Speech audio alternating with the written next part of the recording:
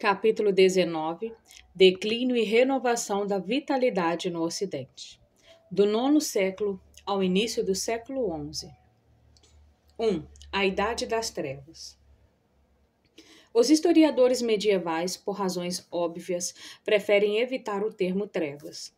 Dentro de um limite de aceitabilidade, ele se aplica bem ao período no Ocidente, entre o final do nono século e o início do século XI. Em contraposição à florescente civilização medieval bizantina, essa foi uma época em que a civilização da Europa Ocidental obteve um pequeno declínio, mas mesmo assim houve forças de renovação em atividade. Na verdade, houve mais uma situação de continuidade do que a expressão Idade das Trevas. Permite supor que, de modo que o século X acabou por fornecer os subsídios necessários para o enorme progresso nos séculos XI e XII.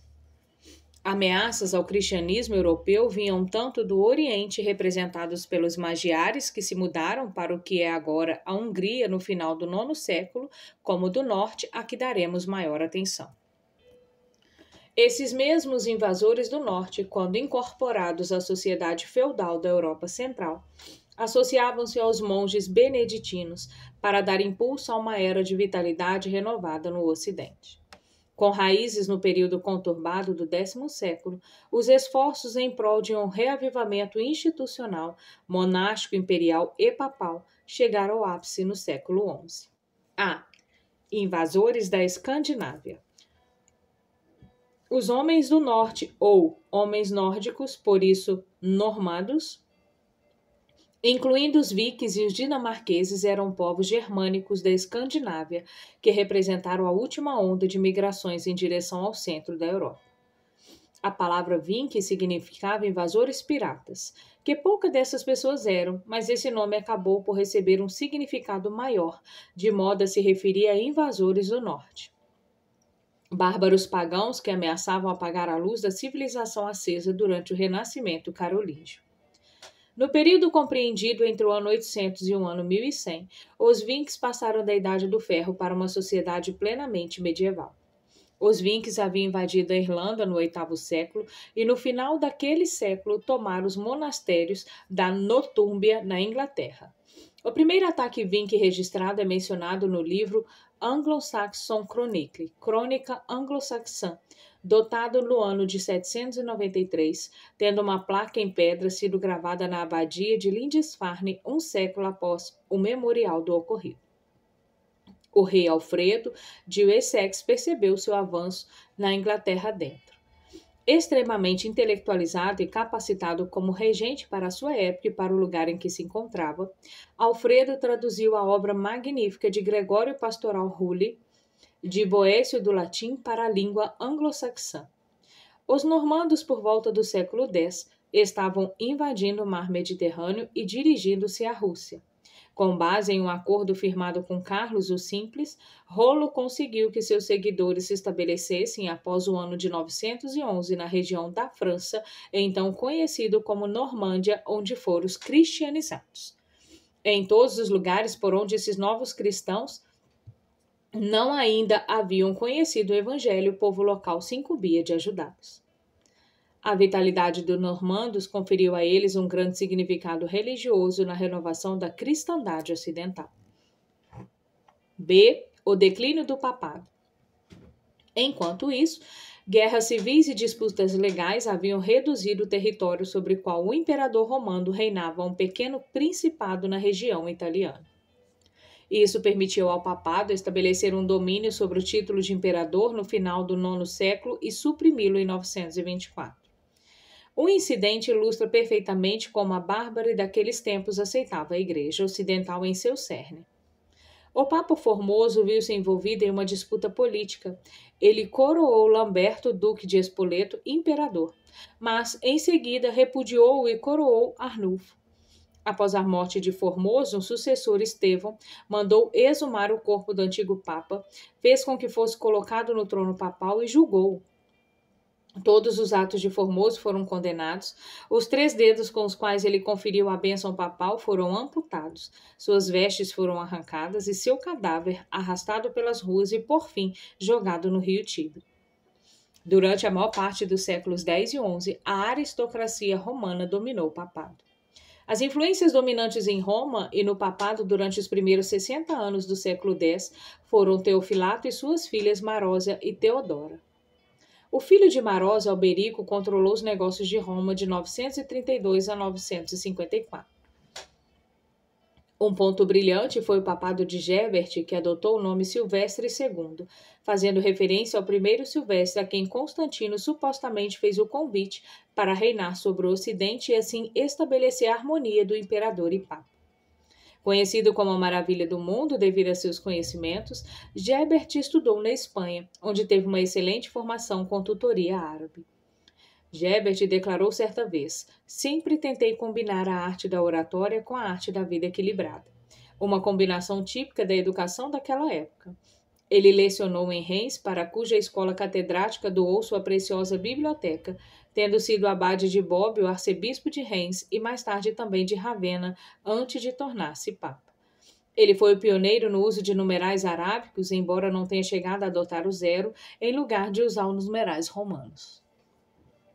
O papado retrocedeu novamente quando esteve sob o domínio dos papas de Túsculo entre o ano de 1012 a 1046. O conde Alberisco de Túsculo era descendente de lado materno da família Teofilato. Ele levantou ao papado seu irmão Teofilato como Bento VIII e, em seguida, outro irmão como João XIX. Ele finalmente entronou seu filho Teofilato como Bento IX, sob o qual o papado afundou em sua nova decadência moral. Nesse momento, o Império Reformado partiu em resgate do papado, e os papas reformadores, por sua vez, desligaram-se do Império.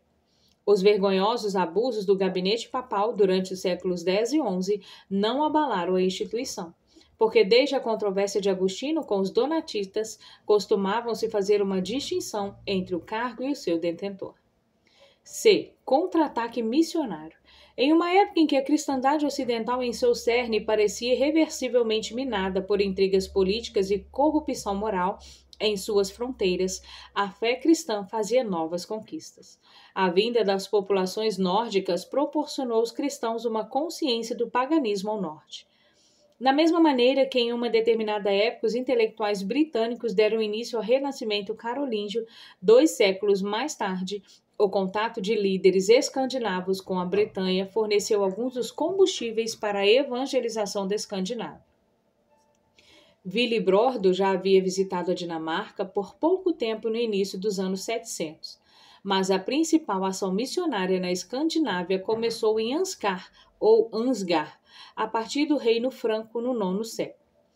As reações pagãs, no entanto, foram muito prejudiciais aos seus esforços. O trabalho mais duradouro começou com a conversão por volta do ano 965 do rei Haroldo I da Dinamarca, que construiu a primeira igreja no local em que se encontrava a catedral do século XII, em Roskilde, onde os reis e rainhas dinamarqueses são enterrados. Sobre o reinado dos Scheven e Canuto o Grande, a fé cristã cresceu na Dinamarca. O rei Olavo da Suécia foi batizado em 1008 por Sigfrido, o monge da Inglaterra, mas o hetenismo não foi superado até por volta de 1100.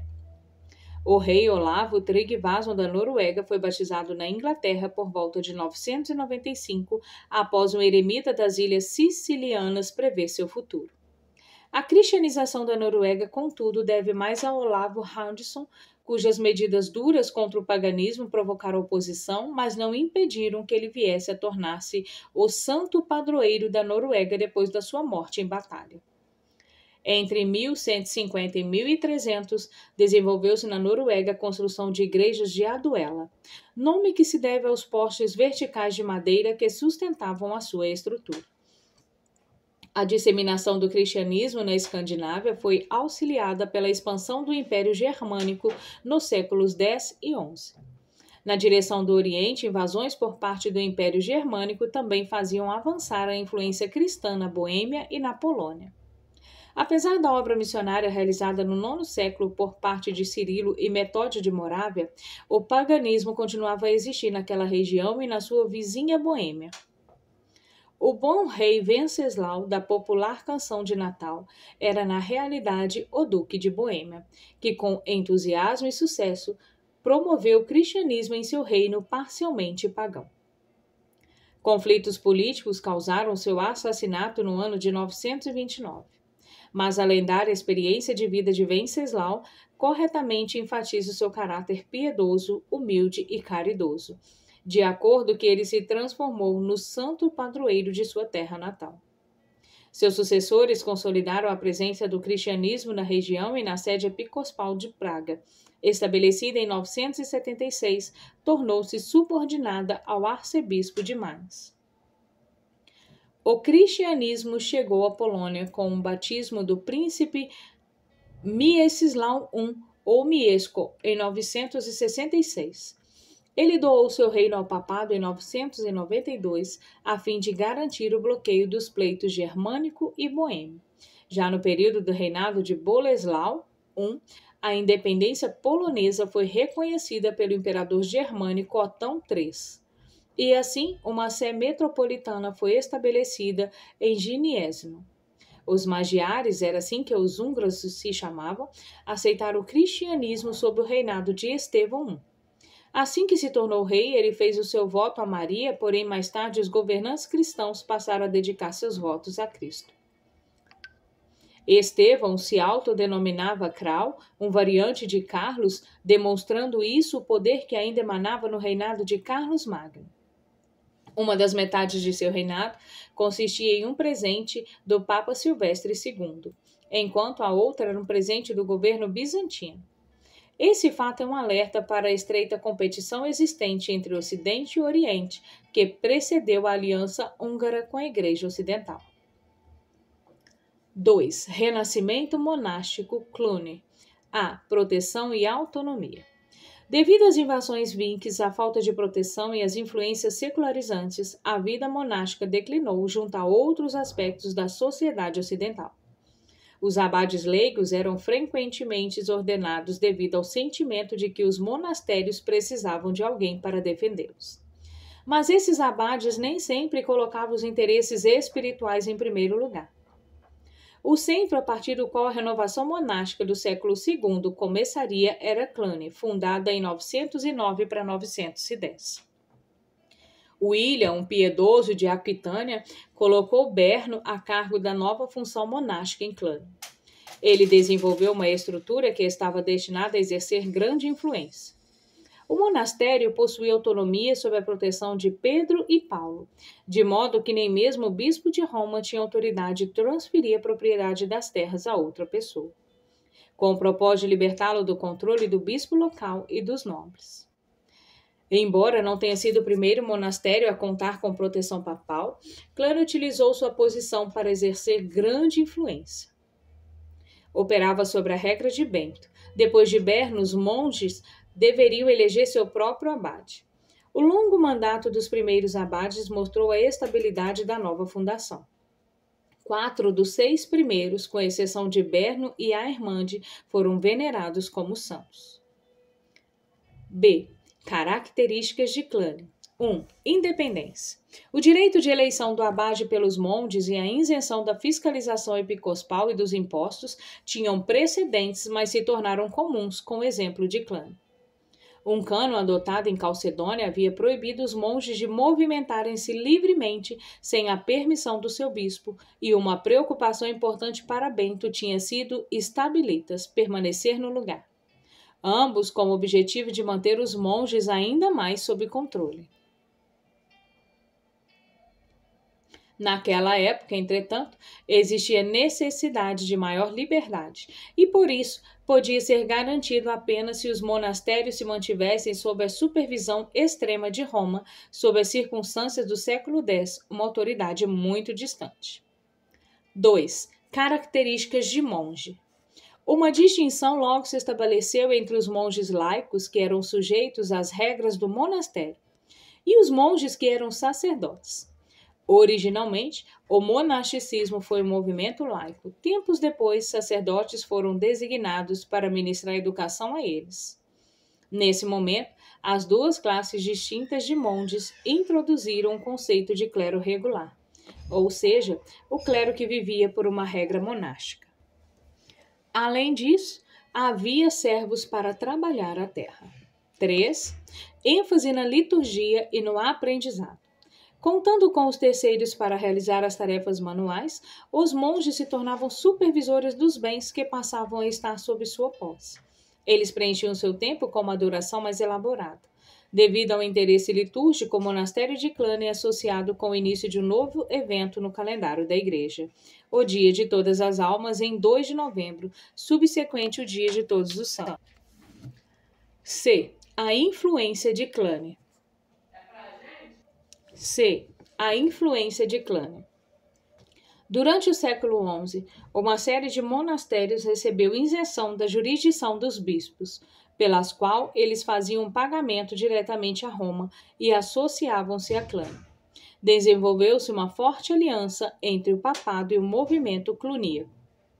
O monastério de Cluny passou a ter sob sua liderança outros monastérios beneditinos que haviam ficado isolados por muito tempo. E então foi formada uma congregação de monastérios. Esses monastérios eram governados por priores sob a autoridade de abade-geral de Cluny, e assim ele se tornou centro de um movimento dentro do monasticismo beneditino. O sentimento de ser uma igreja à parte desenvolveu entre os cluníacos uma consciência de ter a terceira força que se somaria ao papado e ao império na cristandade.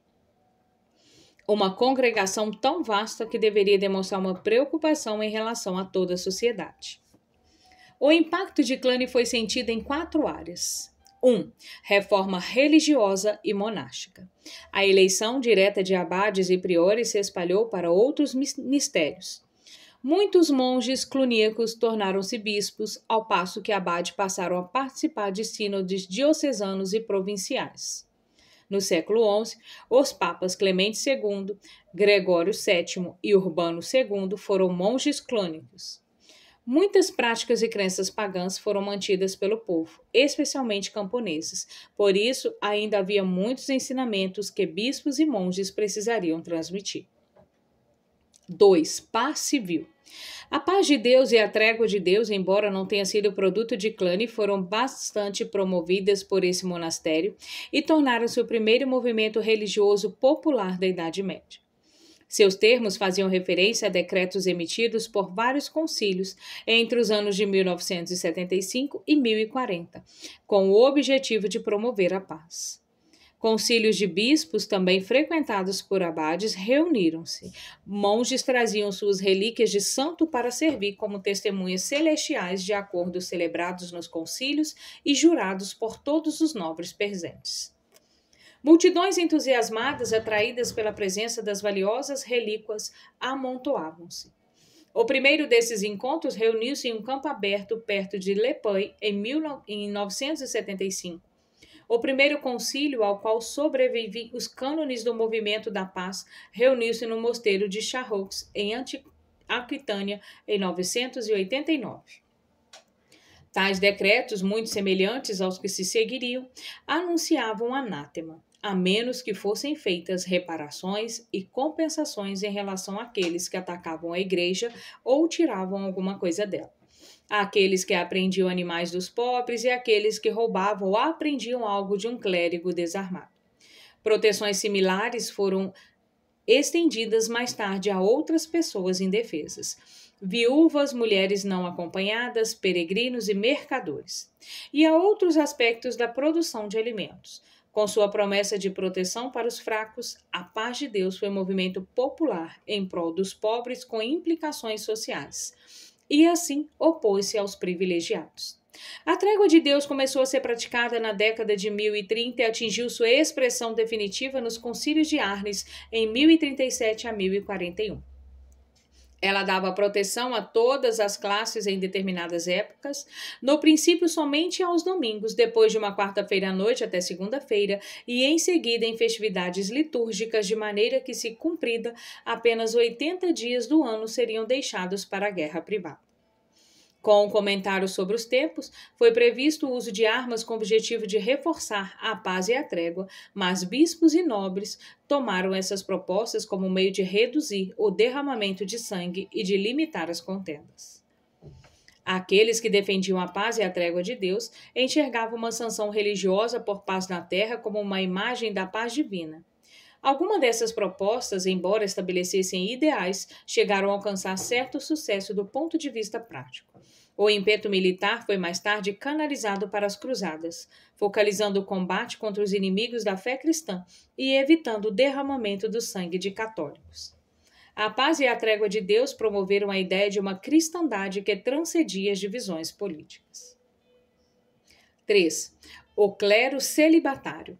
A paz de Deus estava relacionada ao movimento de reforma mais amplo, uma vez que os concílios que a promoveram também decretaram cânones de reformas em relação ao celibato clerical e à independência da Igreja em relação a senhores seculares.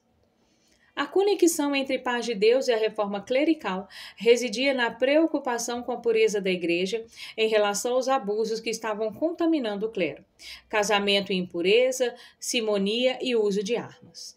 Os monges queriam impor castidade ao clero secular, que era o clero que vivia no mundo. Eles chamavam a prática de casar-se do clero de nicolaísmo, em referência a Apocalipse 2, capítulos 6 e 15, versículos tradicionalmente interpretados como uma referência à imoralidade sexual. E chamaram as esposas dos clérigos de concubinas. Os sacerdotes que possuíam esposas, contudo, não as consideravam como tais. Existia uma tendência de que os filhos de casamentos envolvendo sacerdotes herdassem igrejas paroquiais, o que resultava no envolvimento involuntário da igreja no sistema feudal, sem falar no significado espiritual de possuir ou não as qualificações necessárias para exercer o serviço religioso. As reformas de Cluny, com seu desenvolvimento do monasquismo sacerdotal, procuravam impor o ideal do celibato a todo o clero e tornar o não celibato uma questão de heresia para o clero.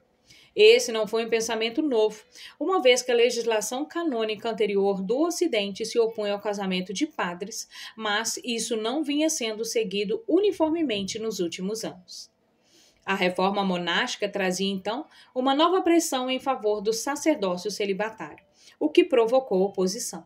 E isso chegou a ser encarado de uma maneira irônica, como no comentário de um escritor sobre o celibato clerical. Deus afastou os filhos dos bispos, mas o diabo deu-lhes sobrinhos. 4. A compra de ofício clerical. O termo simonia, originado da oferta de Simão Magno para pagar aos apóstolos pelo poder de conferir ao Espírito Santo, Atos capítulo 8, no verso 18 e 19, se refere à compra de dons espirituais. Entendia-se que a simonia era algo errado, mas havia incerteza sobre a sua natureza e assim os reformadores passaram a aplicar a palavra às práticas contra as quais protestavam. Em particular, os monges de Cluny aplicavam a palavra à prática comum de pagar para receber um benefício.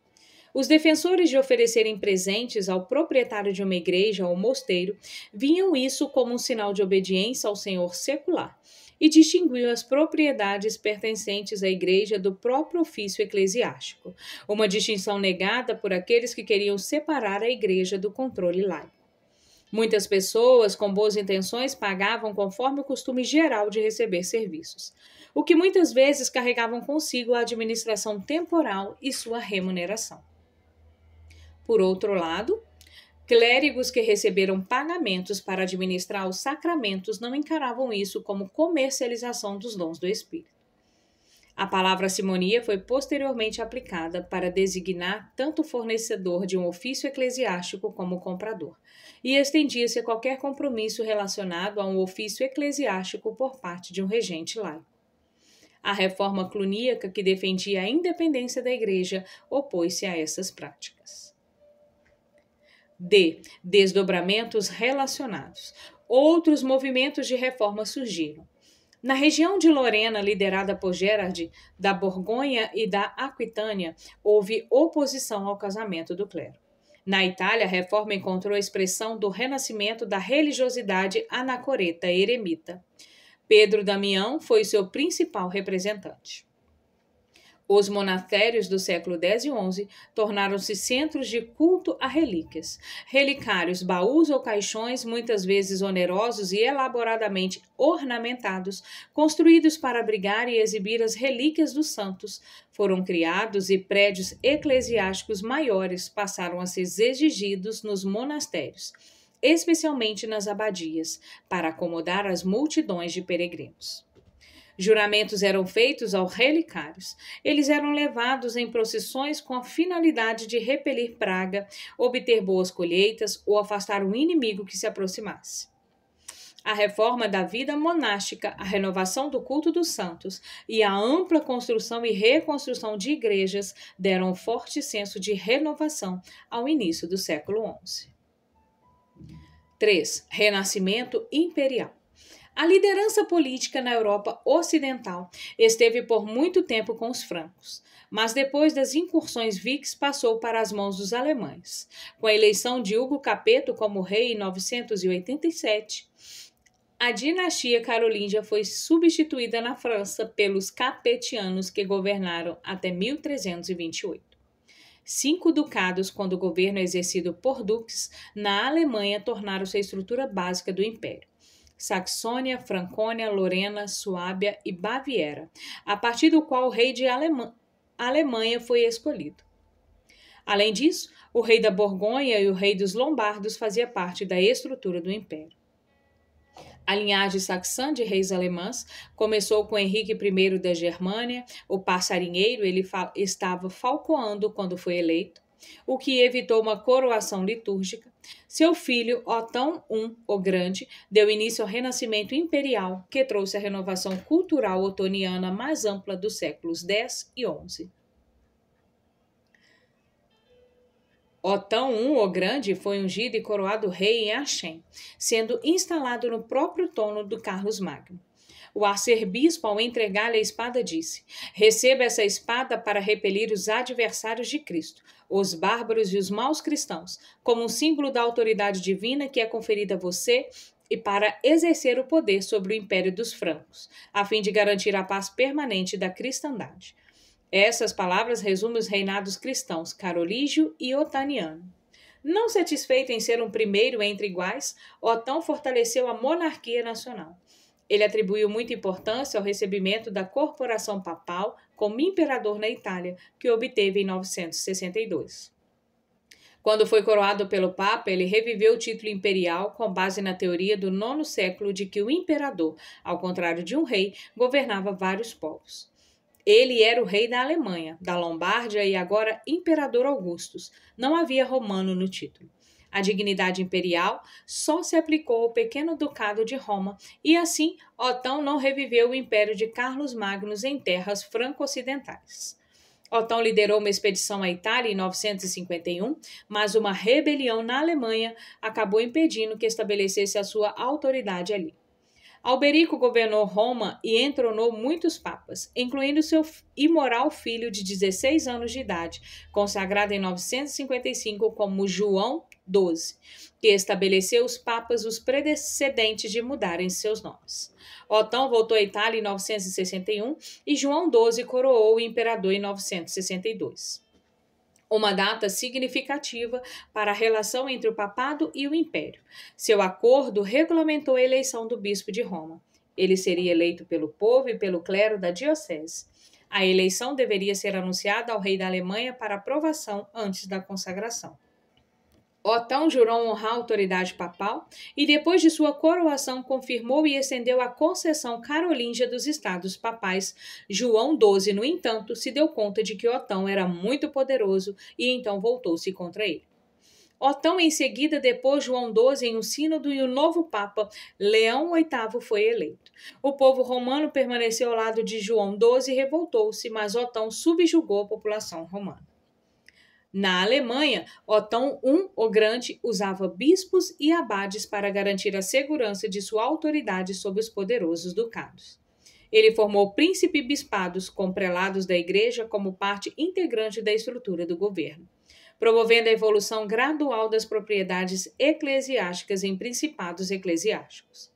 As arquidioceses da Alemanha ficavam em Trier, Colônia, Mainz, Salzburgo, Hamburgo, Bremer, desde Luís o Piedoso, e em Mandeburgo, promovida por Otão I em 962.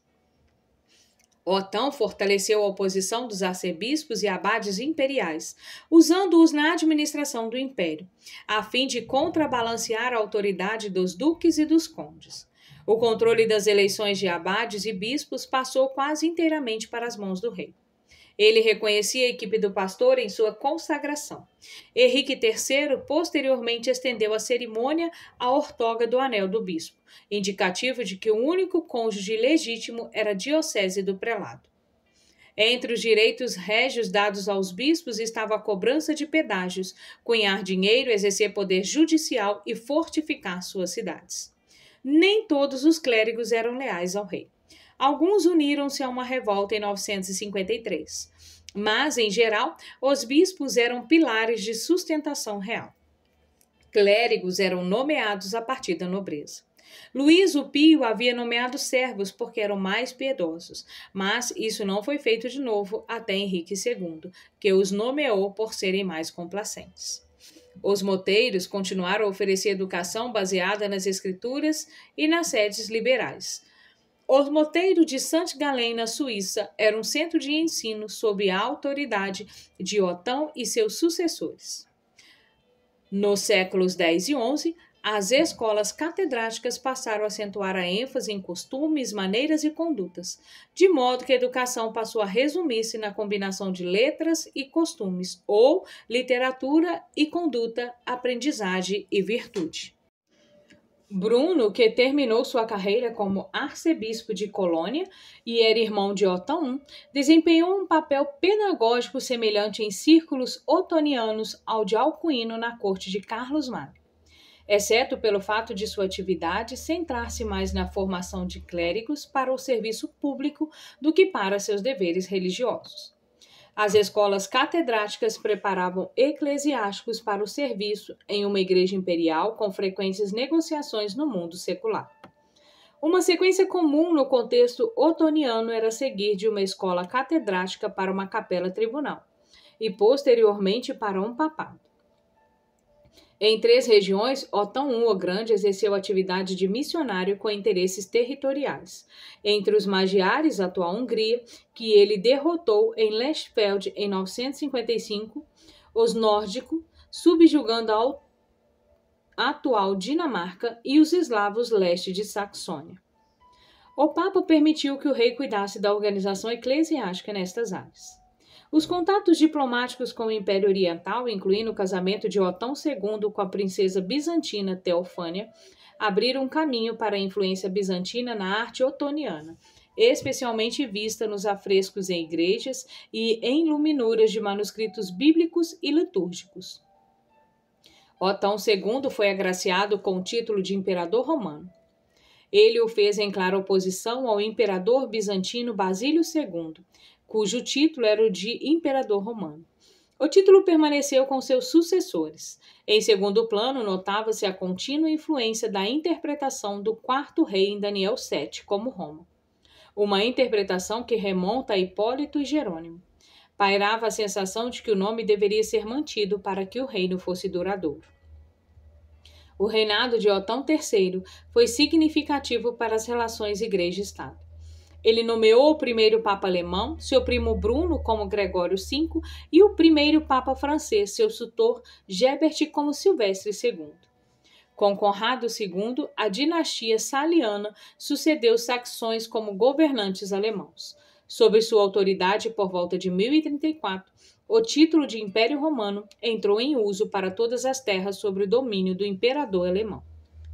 O imperador Henrique III, que já não se denominava rei dos alemães, mas rei dos romanos, estabeleceu uma conexão entre o reavivamento monástico e o renascimento imperial, pois era casado com a filha do duque de Aquitânia, cuja família havia fundado o clã, e ele próprio era um governante verdadeiramente religioso e um grande patrono da ordem cluníaca. Henrique III também estabeleceu outra conexão entre o renascimento imperial e o ressurgimento papal, uma vez que removeu 3 papas rivais e substituiu-os por seus próprios candidatos no cargo. Essa situação ocorreu porque em Roma, na primeira metade do século XI, repetiu-se o que aconteceu na primeira metade do século X, quando o papado afundou novamente em uma condição miserável. Bento IX tinha apenas 18 anos de idade quando foi indicado para o papado. Tendo se saído muito mal, ele foi expulso de Roma, mas conseguiu retornar posteriormente e assumir a igreja de São João de Latrão. Silvestre III era bispo de Sabina quando veio a ser eleito para substituir Bento em 1036. Ele ocupou a Basílica de São Pedro no Vaticano. Gregório VI, oriundo de uma família de convertidos do judaísmo, decidiu resgatar o papado. Ele comprou a função por 1000 libras de prata pagas a Bento, que em seguida tentou recuperar sua posição. Gregório ocupou a Basílica de Santa Maria Maggiore. O imperador Henrique III convocou 3 sínodos em 1046. Em Pávia, em Sutri, onde Gregório VI abdicou e Silvestre III foi destituído do cargo, e em Roma, onde Bento IX foi deposto. Henrique III assegurou ao povo romano o direito de designar o bispo de Roma. Como governante reformista, Henrique III fez oposição ao nicolaísmo e favoreceu o celibato. Ele tomou essa posição não apenas para salvaguardar a pureza da igreja, mas também para controlar benefícios eclesiásticos que de outra forma seriam herdados pelos filhos do clero casado. Os papas favoreceram o celibato não só por razões religiosas de longa data, mas também para evitar um sacerdócio hereditário que afundaria a igreja ainda mais no feudalismo. Tanto o imperador como os papas eram opositores da simonia, mas os governantes sentiam-se obrigados a nomear bons homens para o ofício. Enquanto os papas justos tinham que se opor a nomeações dos governantes no interesse da independência da igreja. 4. Renascimento papal. Até meados do século XI, a influência efetiva do Papa, embora teoricamente cabeça da cristandade ocidental, era em grande parte provincial. O renascimento papal que ocorreu nessa época marca o início de um processo de mudanças que transformou a teoria em realidade. O imperador Henrique III nomeou Suídige o bispo de Bamberg para a posição de Papa Clemente II. Seguido por Damásio II, o ano de 1046 deu início a uma nova era na história da Igreja. Os papas começaram a tomar novos nomes e um grande número de segundos começou a ocorrer. Vítor II, Nicolau II, Alexandre II e Urbano II, iniciando uma série de 8 papas consecutivos que usaram o complemento segundo. Formavam-se uma consciência de que algo novo estava acontecendo. Em 1049 surgiu um grande papa, Leão IX. Ele era um produto dos esforços de Roma e Lorena, que haviam partido do clero secular e tinha sido bispo de Toul. Ele não concordou com a ideia de tornar-se papa sem a devida eleição pelo clero e pelo povo de Roma. Leão IX trouxe consigo para a administração da igreja os seguintes associados. 1. Frederico de Lorena, arcebispo de Liege e irmão de Godofredo, duque de Toscana e segundo cônjuge de Beatriz, dando início à aliança de Toscana com o papado, que se tornou chanceler de Leão, então abade de Monte Cassino e finalmente Papa Estevão IX. 2. Humberto de Lorena, o monge cluniacense convicto de que Cluny havia prometido os ideais de seus fundadores e que veio a tornar-se cardeal. 3. Hugo o Branco, monge e em seguida cardeal que mais tarde voltou-se contra a reforma. 4. Hildebrando, nomeado arquidiácono das finanças papais, o que mais tarde tornou-se o Papa Gregório VII. Pedro Damião, que veio a tornar-se cardeal sob o domínio de Estevão IX. Pedro Damião foi importante como autor e eloquente porta-voz do ascetismo. Ele promoveu o celibato do clero e sua separação do envolvimento secular. Porém, foi mais moderado em sua abordagem do que Hildebrando. O Colégio de Cardeais foi criado a partir do antigo Conselho Consultivo Presbiterial do Bispo de Roma. Escolhidos entre 736, 7 bispos de sé suburbanos, Ostia, Porto, Alvano, Sabina, Túsculo, Frascati e Palestrina. faziam parte do Conselho Consultivo Ordinário do Papa. Os arciprestes das igrejas titulares e outras igrejas de destaque tornaram-se os padres cardeais, enquanto 18 diáconos foram incluídos no cardinalato. Sob o regime de Leão, os cardeais tornaram-se mais institucionalizados como um senado da Igreja Romana, porém com menos importância para a liturgia e a vida espiritual de igrejas romanas individuais e mais importância em relação a servirem como assistentes do Papa. A estratégia de Leão foi colocar nessas posições o máximo que pudesse de colegas reformadores de Lorena.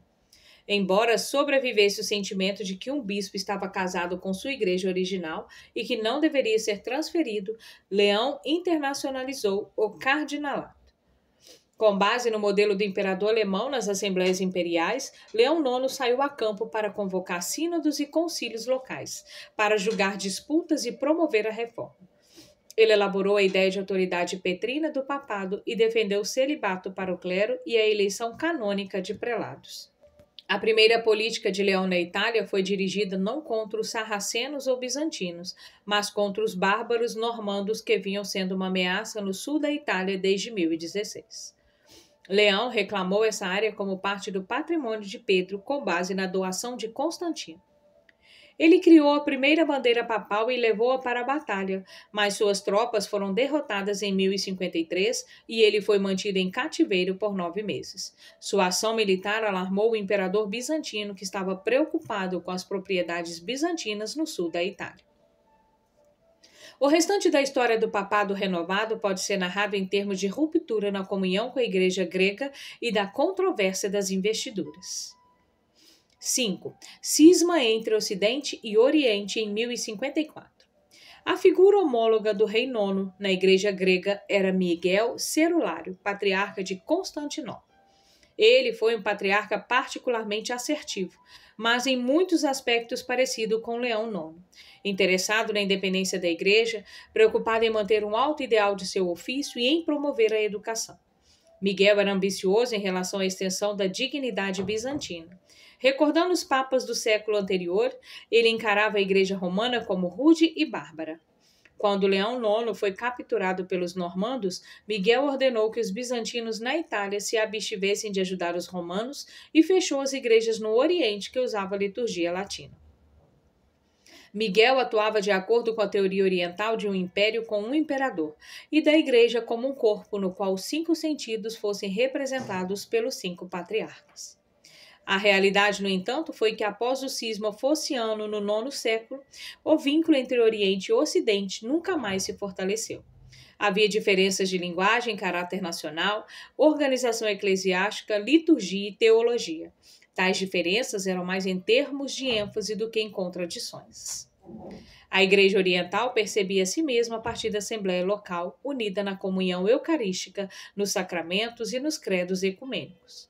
Por outro lado, a Igreja Ocidental definia-se mais em termos de direito canônico e de submissão hierárquica a uma liderança monárquica.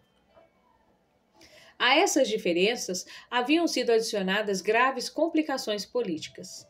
A perda do controle bizantino no centro e no norte da Itália, a aliança dos papas com os francos, a formação dos estados papais em detrimento de Constantinopla, o renascimento do Império Ocidental sob o domínio de Otão I e a perda do território bizantino no sul da Itália para os normandos no início do século XI, que interrompeu a última ligação geográfica entre Oriente e Ocidente, e a política militar otoniana e depois papal no sul da Itália.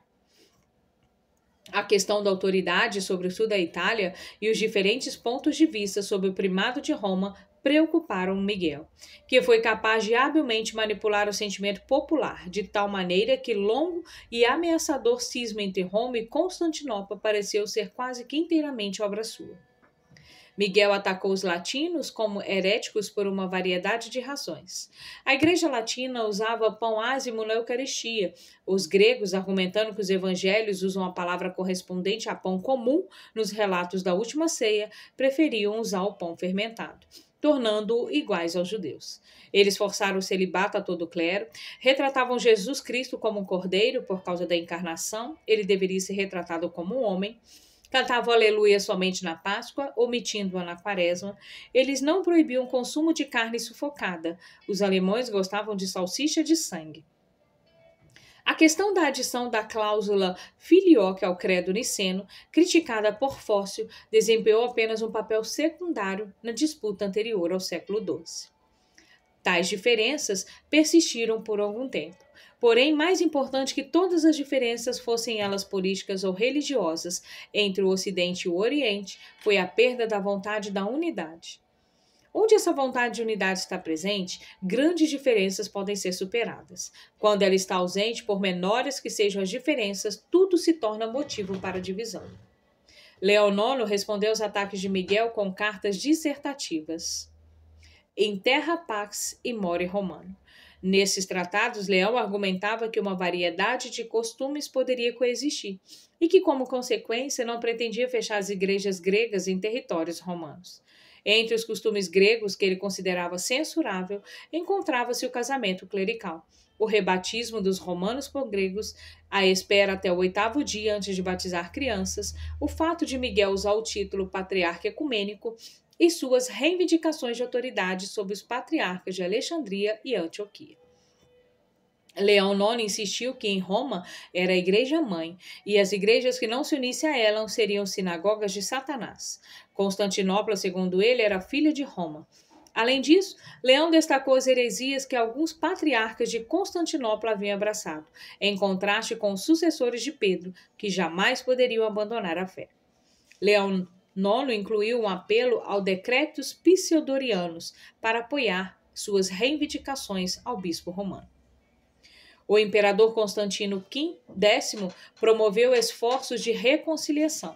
Leão IX enviou mais 2 cartas, uma para o imperador apelando por ajuda contra os normandos e uma para Miguel, referindo-se aos erros cometidos por esse e incluindo o uso do falso título de patriarca ecumênico.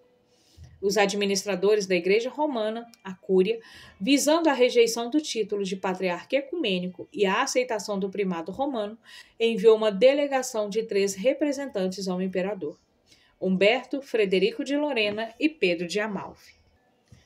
Humberto era um especialista em autoridade papal. Ele alegava que a sé apostólica de Roma era a fonte e a norma a ser seguida por toda a lei da Igreja, e defendia a liberdade da Igreja em relação ao controle leigo.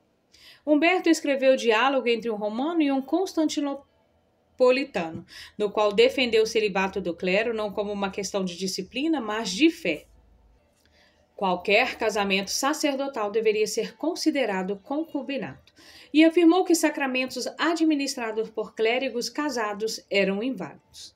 Uma obra posterior de Humberto, contra os simoníacos em 3 volumes, trazia uma afirmação semelhante. Qualquer clérigo nomeado para um cargo por um leigo, não importa quão honestamente, não deveria administrar sacramentos válidos.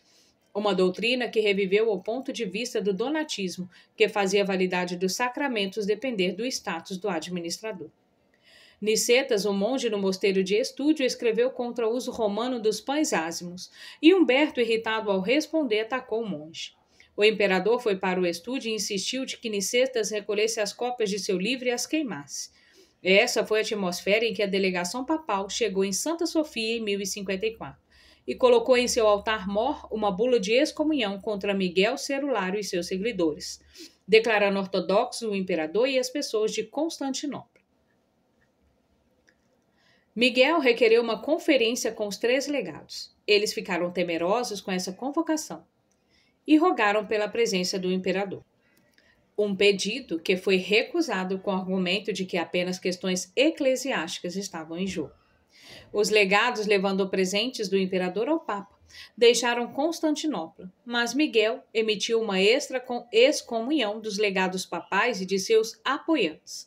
Leão IX, no entanto, havia falecido alguns meses antes, sem saber que a excomunhão tinha sido consumada. O fato é que já havia rupturas na comunhão entre Roma e Constantinopla antes, especialmente como afirma a terminologia da Igreja Ocidental. O cisma acaciano, o cisma monotelita e o cisma fociano. Depois de 2 séculos, havia chegado a hora de mais uma ruptura da comunhão, e não havia razão para pensar que esta não viria a ser corrigida da mesma maneira que as anteriores. Além disso, como as excomunhões não se aplicavam às suas respectivas igrejas como um todo, e nem mesmo a seus líderes, ao Papa e ao Imperador, pouco mudou nas relações entre as duas igrejas durante algum tempo. No entanto, as recriminações tornaram-se mais veementes, assim como o senso de um maior distanciamento. O cisma permanece sem cura, embora em 1965 o Papa Paulo VI e o patriarca Atenágoras tenha cancelado as excomunhões em 1054. Desde o século VI, tornou-se necessário contar a história das igrejas romanas e gregas separadamente. Com o afastamento entre as duas igrejas, nossa linha narrativa da história acompanhará a evolução da igreja no Ocidente e incluirá temas sobre o Oriente, principalmente para registrar as respectivas interseções históricas.